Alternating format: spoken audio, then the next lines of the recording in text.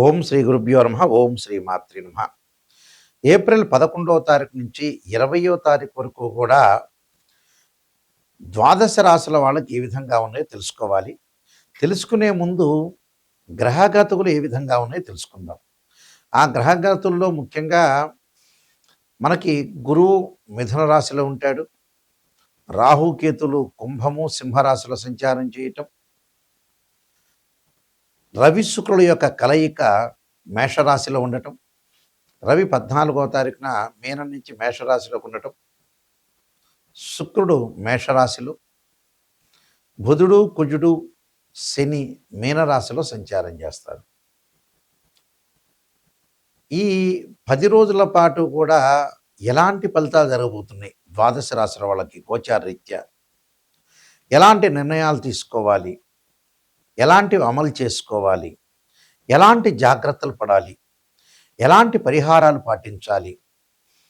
అసలు ఏ విధంగా ఉండబోతుంది మేషాది ద్వాదశ రాశుల వాళ్ళకి అని తెలుసుకుందాం ముందుగా. మకర రాశి వారికి 10 రోజుల పాటు ఏ విధంగా ఉండబోతుంది? మకర రాశి వాళ్ళకి ప్రధానంగా వీళ్ళకి ద్వితీయంలో రవి, తృతీయంలో బుధుడు, కుజుడు, శని గ్రహాలు ఉండడం, చతుర్థంలో రవి శుక్రుల యొక్క కలయిక. వివాహం శుభంగా జరిగే అవకాశం ఉంటుంది. మంచి సుసంపన్నమైన కుటుంబం నుంచి అమ్మాయి కానీ అబ్బాయి కానీ వచ్చే అవకాశాలు ఎక్కువ ఉంటాయి. కొంత అగ్ని వల్ల భయం కలగటం ఒకటి, అలానే మంచి ఆలోచనలు, కీర్తి ప్రతిష్టలు బాగా పెరగటం, విద్వాంసులతోటి పరిచయాలు, స్త్రీ సౌఖ్యము ఇలాంటివి జరిగే అవకాశాలు ఎక్కువ ఉంటాయి. కాబట్టి వీళ్ళకి మకర రాశి వాళ్ళకి తృతీయంలో ఏదైతే కుజుడు వల్ల బలం వల్ల గృహ నిర్మాణం చేపట్టాలని, గృహంలో అన్ని వస్తువులు అమలుచుకోవాలని, అలానే తల్లి తరఫున ఉండే బంధువుల వైపు కొంత ఆసక్తిగా చూపించడం ఒకటి, రియల్ ఎస్టేట్ రంగం కానీ, అగ్రికల్చర్ ల్యాండ్ వాళ్ళకి కానీ, మెడికల్ షాప్ వాళ్ళకి కానీ చాలా బాగుండటం ఒకటి, ధనధాన్య వృద్ధి కలిగే అవకాశాలు బాగా ఎక్కువ ఉంటాయి. వ్యాపార పరంగా కొంత, ఉద్యోగ పరంగా మటుకు రెండింటి పరంగా ఇబ్బందులు, చిన్న చిన్న ఇబ్బందులు కలిగే అవకాశాలు ఎక్కువ ఉంటాయి. ఉద్యోగస్తులకి కొంత చికాకులు కలగటం ఒకటి, వివాహ ప్రయత్నాలు ఆగిపోయే అవకాశాలు ఎక్కువ ఉండటం, అలానే శుభ కార్యక్రమాలకి వెళ్ళలేకపోవటం, తీర్థయాత్రలకు ఆటంకాలు కలిగే అవకాశాలు బాగా ఎక్కువ ఉంటుంది. అయితే నూతన వస్త్ర ప్రాప్తి కలిగే అవకాశం అయితే ఉంది. వీళ్ళకి విదేశాలకు వెళ్ళటం కూడా కొంత వాయిదాలు పడే అవకాశాలు ఎక్కువగా ఉంటాయి.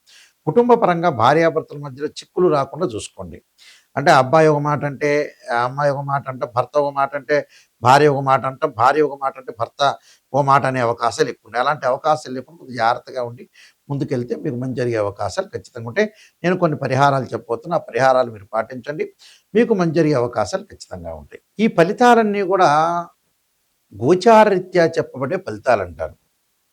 అంటే ప్రేక్షకులందరికీ కూడా అర్థం కావాలంటే ఏందంటే ఇవన్నీ కూడా గోచారరీత్యా ఫలితాలే కానీ బర్త్ చార్ట్ నుంచి పుట్టినప్పుడు ఉండే లగ్నం నుంచి అనుసరించే ఫలితాలు అనేవి కావు.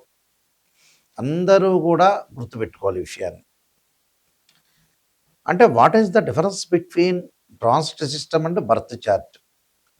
ట్రాన్సిట్ సిస్టమ్ అంటే ఏంటంటే ప్రస్తుతం ఉండే గోచార ఫలితాలు, అంటే గ్రహాలు ఏ పొజిషన్లో ఉన్నాయి, ఈ 10 రోజుల్లో జరగబోయే సంఘటనలు,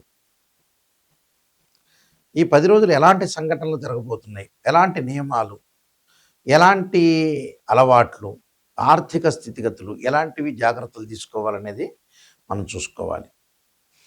బర్త్ చార్ట్ అంటే ఏమిటంటే జన్మలగ్నాన్ని నుంచి అనుసరించేవి. అంటే జీవితాంతం మీ జీవితంలో ఎలా ఉండబోతుంది అనే డివిజనబుల్ చార్ట్స్ ఉంటాయి. అంటే రాశి చక్రమని, హోరా చక్రమని, ద్రేక్కాణమని, చతుర్థాంశమని, సప్తమాంశం, నవాంశం, దశమాంశం, ద్వాదశాంశం, ఇలాంటి 16 లగ్న కుండళ్ళు మనం అనాలిసిస్ చేస్తాం. ఇలాంటి 16 లగ్న కుండల్లో కూడా భావచక్రము, దశలు, అంతర్దశలు, భావాధిపతులను మనం క్యాల్కులేషన్ చేసుకొని, మ్యాథమెటికల్గా క్యాల్కులేషన్ చేసుకొని అసలు లైఫ్లో నెగిటివ్నా పాజిటివ్నా, నెగిటివ్ ఉంటే ఏం చేయాలి, పాజిటివ్ ఉంటే వెరీ గుడ్. కానీ ప్రతి జీవితంలో కూడా పాజిటివ్ ఉండదు, ప్రతి జీవితంలో నెగిటివ్ ఉండదు. అందరికీ జీవితాంతం ఒకే రకంగా ఉండదు లైఫ్ అనేది. ఎలా ఉండబోతుంది, ఆ లైఫ్లో మనం తీసుకోవాల్సిన నిర్ణయాలు ఏంటి, ఎలాంటి జాగ్రత్తలు తీసుకోవాలి, నిజం ఏంటి అంటే అసత్యం అనేది మనం చెప్పకూడదు. సత్యదూరం అంటారు. అంటే ఎప్పుడు కూడా నిజాన్ని మనం తెలుసుకుంటే మనం జాగ్రత్త వహించాల్సిన అవసరం ఖచ్చితంగా ఉంటుంది. నెగెటివ్‌ని మనం పాజిటివ్ చేసుకోవటం ఎలాగా? ఏ విధంగా అనుసరించాలి అనే విషయాలు మనం తప్పకుండా తెలుసుకోవాలి. అంటే ఒకటి కాదు, ఆర్థిక స్థితిగతులు, వివాహాది శుభ కార్యక్రమాలు, విద్య, కోర్టు సమస్యలు, అబ్రాడు, ఎడ్యుకేషను, ట్రావెలింగు, అన్ని రకాల విషయాలు వస్తాయి. సంతానము, అన్ని విషయాలను కూడా ఈ 10 రోజులు ఏ విధంగా ఉండబోతుంది? ఎలాంటి నిర్ణయాలు తీసుకోవాలి? నిజమైన నిర్ణయాలు ఏంటి? అనే విషయాల్ని నిజంగా తెలుసుకోవడం చాలా ఇంపార్టెంట్. చాలామంది కూడా ఆలోచన చేస్తారు. గురువుగారండి, నాయకంటి గారండి, నా దగ్గరే కాదు వేరే వాళ్ళ దగ్గరికి వెళ్ళినా కూడా పాజిటివ్ ఆలోచన చేస్తారు. పాజిటివ్ అనేది మంచిదే. కానీ ఒక జాతకుల దగ్గరికి గానీ, ఒక డాక్టర్ దగ్గరికి వెళ్ళిన తర్వాత నాకు పాజిటివ్‌నే చెప్పండి, నాకు షుగర్ లేదని చెప్పండి, బీపీ లేదండి అని చెప్తే ఇంకెందుకు ఆ డాక్టర్ దగ్గరికి వెళ్తాం? డాక్టర్ దగ్గర నిజం తెలుసుకుంటేనే ఓ టాబ్లెటో, ఆపరేషనో, ఇంజెక్షనో ఏదో ఒకటి చేస్తారు. అలానే ఒక ఆస్ట్రాలజర్‌ని అప్రోచ్ అయిన తర్వాత కూడా నిజాన్ని మనం తెలుసుకున్నాం అనుకోండి, దానికి కొంత జాగ్రత్త పడాల్సిన అవసరం ఖచ్చితంగా ఉంటుంది. మనం జాగ్రత్త పడతాం. ముందు మనకు విషయాన్ని తెలిస్తే జాగ్రత్త పడతాం. అలానే ఎవరైనా సరే మమ్మల్ని సంప్రదించాల్సిన అనుకునే వాళ్ళందరూ కూడా నా స్క్రీన్ మీద స్క్రోలింగ్ నెంబర్ పడుతుంది. ఆ నెంబర్‌కి మీరు కాల్ చేయొచ్చు. ముఖ్యంగా www.nayakanti.com గానీ, నాయకంటి ఇన్ కానీ మీరు ఆ వెబ్‌సైట్ అనేది మా వెబ్‌సైటు. ఆ వెబ్‌సైట్ కూడా చూడొచ్చు. అలానే నేను కాలసర్పయోగము, కాలసర్పయోగ చంద్రిక, రాహుకేతులు, ఛాయాగ్రహాలు, అలానే స్వప్నశాస్త్ర ఫలదీపిక, పుత్రగణపతి వ్రతము, సర్వదేవతా గోత్రపులు పార్ట్ 1, పార్ట్ 2, వివాహ మార్తాండము, అలానే బృహత్ పరిహార సింధు, అలానే జాతక చంద్రిక, అలానే నవగ్రహ దోషాలకి దశమహావిద్యల యొక్క స్తోత్ర పారణాలు కూడా రాశాను నేను. అలానే ప్రొడక్షన్ ఆఫ్ ఆస్ట్రాలజీ, ఇలాంటి నెంబర్ ఆఫ్ ఆస్ట్రాలజీ బుక్స్ అనేది రాశాను నేను. ఇవి రాజమండ్రి మోహన్ పబ్లికేషన్ వాళ్ళ దగ్గర దొరుకుతాయి. లేకపోతే మమ్మల్ని కాంటాక్ట్ చేసినా కూడా మేము మీకు పంపిస్తాము. అయితే జాతకాన్ని నిజం తెలుసుకోవటం చాలా ఇంపార్టెంట్. అబద్ధపు ముసుగులో ఎట్టి పరిస్థితుల్లో కూడా ఉంటే ఆస్ట్రాలజర్స్‌కి ఏం కాదు, మీకే ఇబ్బందులు కలిగే వాతావరణం ఉంటుంది. నిజాన్ని తెలుసుకున్నారనుకోండి, మిమ్మల్ని మేము ఎలాగా ముందుకు తీసుకెళ్లాలనేది ఆలోచన చేస్తాం. మీరు నెగెటివ్, పాజిటివ్ రెండూ తెలుసుకుంటే మీరు డెవలప్‌మెంట్ అయినట్టే. స్త్రీయ లోపం పెరుగుట పెద్ద విద్య, లోపమెరిగిన వాడే పూర్ణుడవుతాడు. ఈ గోచారం అంటే మనలో మనం నెగెటివ్‌ని పాజిటివ్ చేసుకుంటే జీవితం ధన్యమైపోయినట్టే అర్థం. అదే అసలు కాన్సెప్ట్ నిజం చెప్పాలంటే. మీరు జాగ్రత్త వహించండి. ఈ ఫలితాలన్నీ కూడా మీరు తెలుసుకోండి. అసలు ఏం రెమెడీస్ చేయాలి అనేది కూడా తెలుసుకోవచ్చు. ఆ రెమెడీస్‌లో ముఖ్యంగా ఆర్థిక పరంగా స్థితిగతులు ఉన్నవాళ్ళు తప్పకుండా కుబేరుడి యొక్క ఏదైతే మంత్రాన్ని చదువుకోవాలి.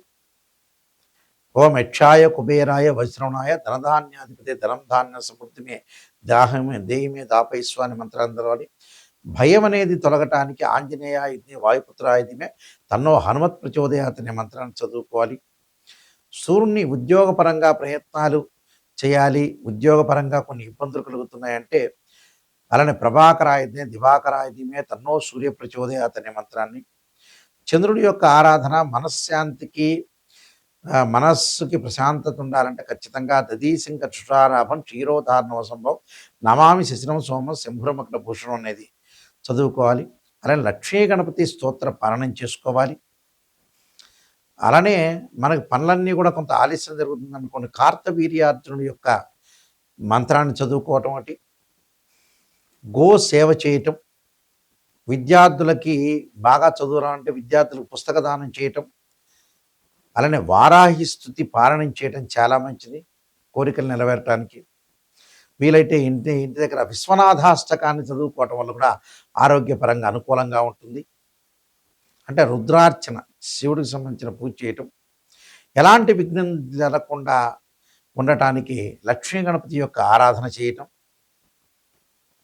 అలానే విఘ్నం లేకుండా మనకి ఏది కూడా విఘ్నం లేకుండా ఉండటానికి కూడా గణపతి యొక్క అష్టకాన్ని స్తోత్రాన్ని పారాయణం చేయటం కూడా చాలా మంచిది. అలానే విదేశాలకు వెళ్ళాల్సిన వాడు ఎవరైతే ఉంటారో ఓం నమః శివాయ పంచాక్షరితో పాటు వారాహి స్తుతి యొక్క పారాయణం చేయటం చాలా మంచిది. ఏమిటి ప్రతిదానికి కూడా ఒక రెమెడీ అనేది, ఒక పరిహారం అనేది ఉంది. కానీ బట్ జాతకాన్ని అనుసరించి మాత్రం వెళ్ళాలి నిజం చెప్పాలంటే. గోచారం ఎప్పుడూ కూడా 20% రిజల్ట్స్ ఇస్తుంది. అంటే ఏదో వితిన్ సెకండ్‌లో ఒక అదృష్టం కలిసి రావటం అంటే ఏందంటే గోచారం.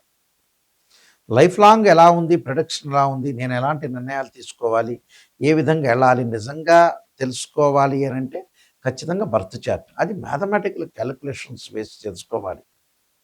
నిజం తెలుసుకోవాలి. ఎందుకంటే కాలమంతా అయిపోయిన తర్వాత ఎప్పుడో గురువుగారండి 70 ఏళ్ళకి నేనేం పని చేయాలి, 60 ఏళ్ళకి నేనేం జాబ్ చేయొచ్చా, 50 ఏళ్ళకి నేను పెళ్లి చేసుకోవచ్చా అనేవాళ్ళు చాలామంది ఉన్నారండి. అసలు జీవితంలో పిల్లల యొక్క పనులు కానివన్నీ కూడా చాలామంది నేను చూస్తుంటే ఎంప్లాయీస్ వాళ్ళ ఎంప్లాయ్మెంట్ మీద బాగా దృష్టి పెట్టి పిల్లల పెళ్ళిళ్ళు మర్చిపోతున్నారు, పిల్లల యొక్క చదువులు మర్చిపోతున్నారు, వాళ్ళకి సంబంధించిన వాళ్ళవి డాక్టర్ని కన్సల్ట్ చేయడానికి వాళ్ళు కూడా మర్చిపోతున్నారు. అంటే జీవితం అనేది చాలామంది కూడా ఆలోచన ఏంటంటే ఇంకా బ్రహ్మాండంగా మేము బతుకుతాం, ఏ 150 ఏళ్ళలో 200 ఏళ్ళలో 500 ఏళ్ళలో బతుకుతామని అనుకుంటున్నారు. వాస్తవంగా అయితే అలా కాదు. 60 ఏళ్ళు దాటిన తర్వాత మనిషికి బోనస్ మార్కులతో బతకటమే గుర్తుపెట్టుకోవాలి. ఎందుకంటే ప్రతిదీ మనం అనుకోవచ్చు బాగానే ఉన్నామని, అనుకోవటానికి ఏముంది, దాని డబ్బు ఖర్చు లేని పని. 50 200 ఏళ్ళు బతుకుతాం, 300 ఏళ్ళు బతుకుతాం, అబద్ధం ముసుగులో ఎన్నాళ్ళు ఉంటాం. అలా కాదు, జాతకాన్ని క్లియర్ తెలుసుకోవాలి. నిజాన్ని తెలుసుకొని మీరు ముందుకెళ్తే మీ లైఫ్లో మీరు సక్సెస్ అవుతారు. ఆ సక్సెస్ ఎలా ఉంటుందంటే ఆస్ట్రాలజీ పరంగానే సక్సెస్ ఉంటుంది. ఎలాంటి నిర్ణయాలు ఎలా తీసుకోవాలి, ఏ వృత్తి చేపట్టాలి, ప్రతివాడు ఒక వృత్తి చేపట్టడం, అది చెయ్యటం, 60 ఏళ్ళు రాగానే డబ్బంతా పోగొట్టుకోవటం, అప్పుడు ఆస్ట్రాలజర్ని అప్రోచ్ అవుతుంటారు. అప్పటికి ఏం చేస్తారండి ఆస్ట్రాలజర్? అన్ని డబ్బులు పోగొట్టుకుని దివాలా తీసిన తర్వాత ఎవరేం చేస్తారు? అన్ని జాగ్రత్తగా చూసుకోండి. ఇన్ టైంలోనే ముందుకు వెళ్ళిపోవాలి.